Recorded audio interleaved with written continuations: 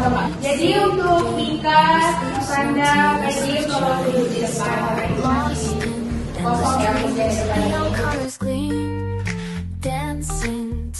Aku buka dulu ya kelasnya. Jadi untuk materi minggu itu ada nggak yang masih ingat tentang apa? Yang minta?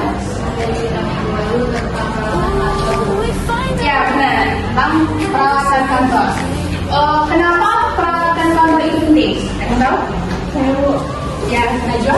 Jadi peralatan kantor itu penting karena bisa meningkatkan efisiensi dan produktivitas kantor. Iya, tepat sekali. Jadi dapat meningkatkan efisiensi di kantor ya. Oke, jadi kalau kalian sudah paham dan masih ingat materi kita yang minggu lalu, jadi kita lanjut ke materi kita untuk pertemuan kali ini, yaitu mengenai tata ruang kerja kantor. Oke, jadi setelah kita mengetahui pengertian tata ruang kantor ini, jadi untuk mencapai ini ada beberapa tujuan yang harus kita pahami juga. Ada 5 poin tujuan. Yang pertama itu memberikan kenyamanan kepada karyawan. Maksudnya ini memberikan kenyamanan kepada karyawan. Jika tata ruang kantor itu bersih, rapi, fasilitasnya memadai, maka itu akan memberikan kenyamanan kepada karyawan. Nah, untuk poin yang kedua, memudahkan arus komunikasi dan arus kerja. Nah, yang ketiga itu adalah memudahkan dalam pengawasan. Nah, jadi kan di dalam sebuah kantor itu kepala bagian atau kepala dari divisi itu akan pasti melakukan pengawasan.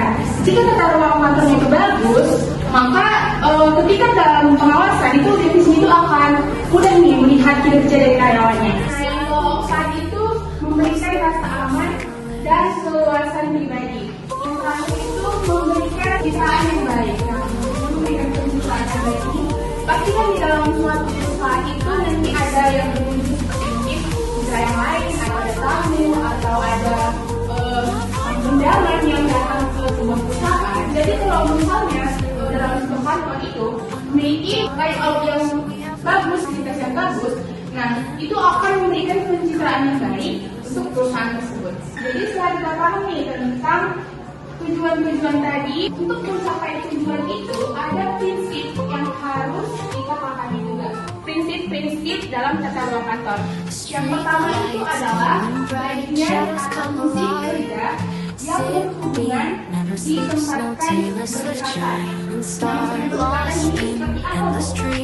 yang bagian desain dengan marketing. Misalnya mereka ada objek. Nah, jadi mereka itu meja yang digunakan. Kenapa? Karena ketika objek itu mereka komunikasinya dapat berjalan dengan baik gitu.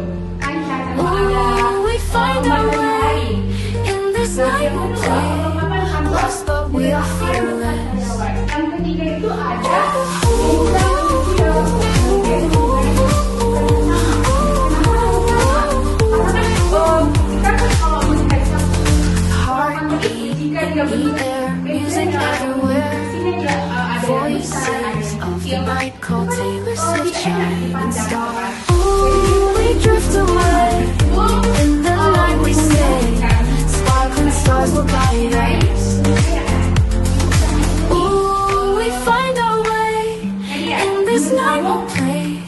lost, but we are fearless.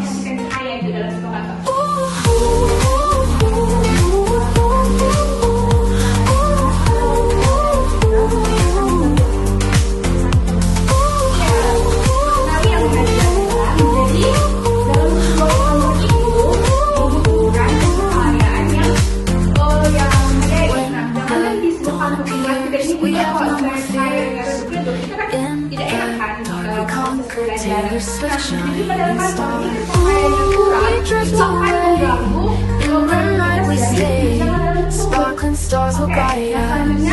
Banyak berhubungan dengan Ooh, we find our way in this night we play. Lost, but we are fearless. dekat jendela. Terus juga yang saya gambar ini dan dari budaya ini. Sudah paham semuanya? Night we stay. Stars will guide us. Find our way. Yang pertama itu Dawn appears. We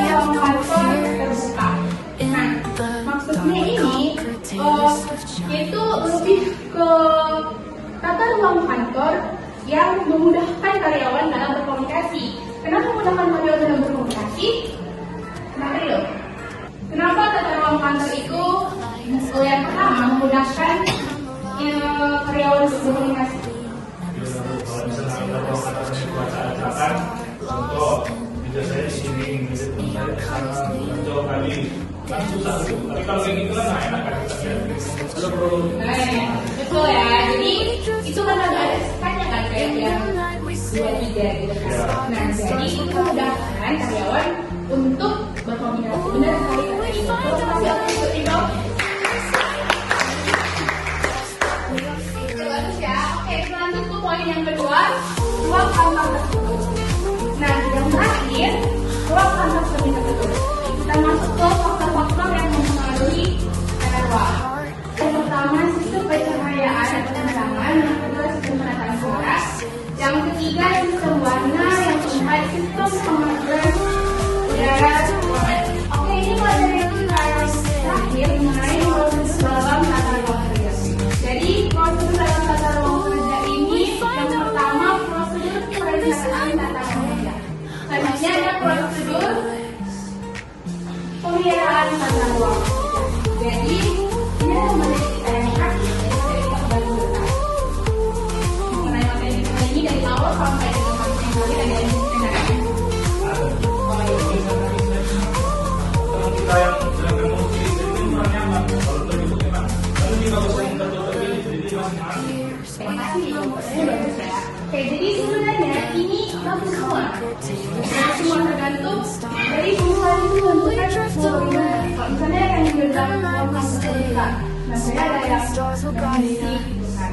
Misalnya dia ingin mendengar musik, ada yang pakai headset.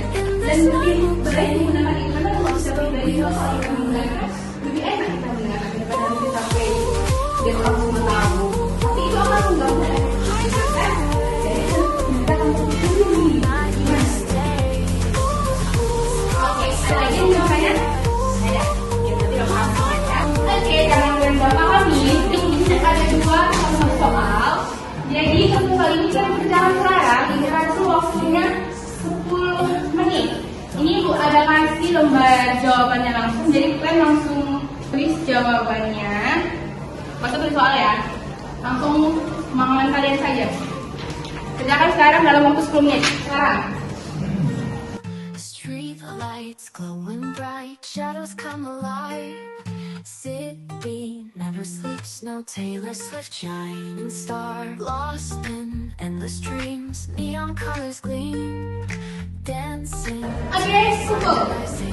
Oke, ini poin karena poin tugas kalian ini penting dan sangat berpengaruh kepada nilai rapor kalian nantinya dan bisa memberikan kesimpulan tentang materi kita. Hari ini dua tercepat akan ibu kasih poin tambahan. Dua tercepat angkat tangan.